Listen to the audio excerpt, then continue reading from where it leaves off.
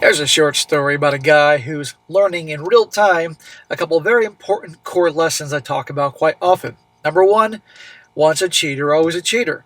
You find out your girl's cheating, dump her on the spot. Now, obviously, it's easier if she's your girlfriend as opposed to your wife, but you know what you do with your wife. Because why?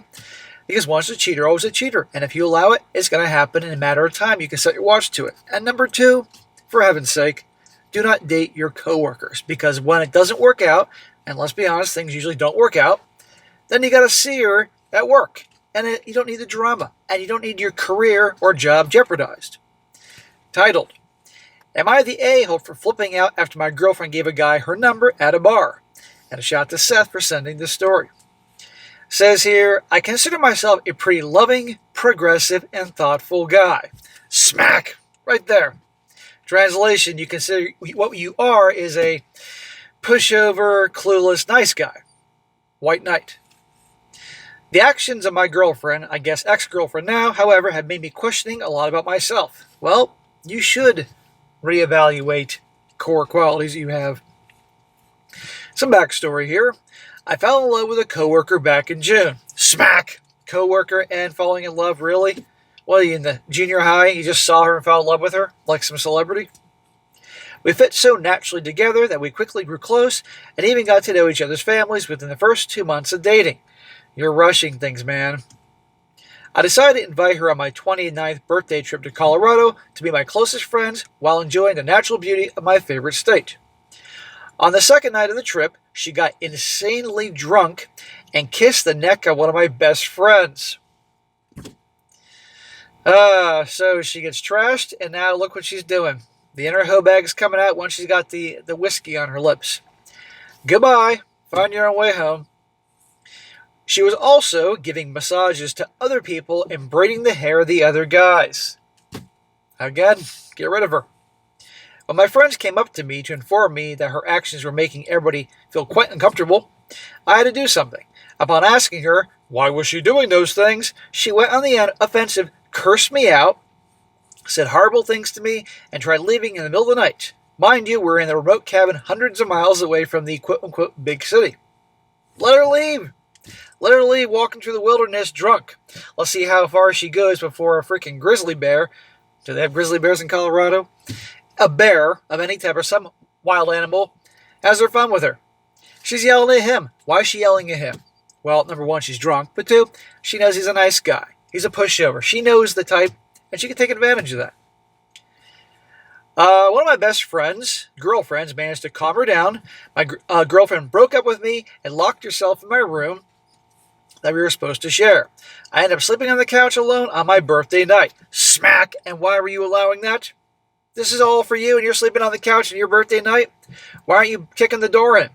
Yes, I know you're renting it and you have to pay for it, but sometimes it's worth it. The next couple days, she attempted to rectify the situation by apologizing to everyone and telling me she wasn't cheating on me or flirting with other people, but she's just an affectionate person. What a load of crap. Doesn't matter. I don't care what you're doing when you're drunk. You get that out of control, forget it.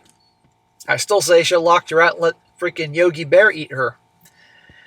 Now she's a very loving and kind person, but to me, these actions on my birthday night were incredibly disrespectful to me and the relationship as a whole.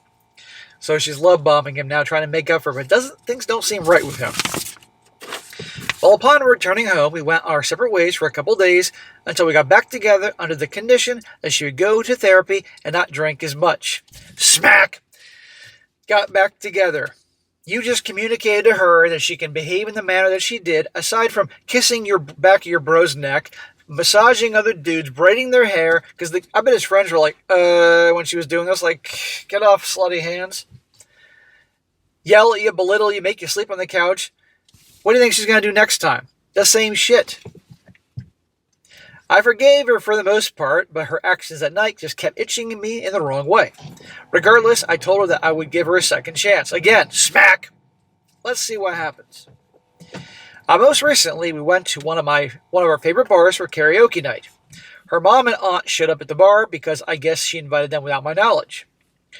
She and her family got hammered. Noticing a pattern with alcohol with this family. This is not good. Towards the end of the night, the mom and aunt got into some kind of argument. Out of nowhere, my girlfriend goes up to a random guy, chats him up, and then comes back to the table. Because of the mom and aunt dispute, girlfriend insisted on driving them both home.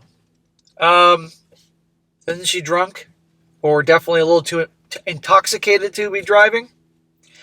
Upon picking up girlfriend to take her back to my place, she told me how her mom and aunt called her out for flirting with another guy at the bar.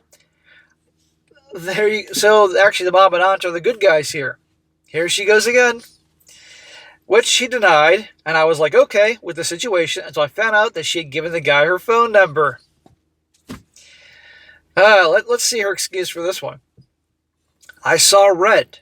I told her she ruined her second chance with me and asked her to get out of my car. And once again, she refused. I started yelling, very against my nature. Well, good for you. It's about time you grow some balls. She deserves to be yelled at. Her excuse was that the guy was the owner of the bar, and she wanted him as a reference for maybe a job. She was drunk, so I was just as confused as, and I'm just as confused as you are. Dude, who cares? Get her out of there. Anyway, I told her never contact me again and leave me alone. I pretty much screamed that she wasn't ready for a relationship and was consistently disrespecting me and our love. Dude, there ain't no love on her part. You're in love. I bagged up her things, gave them to her, and she drove off crying. Am I the a-hole?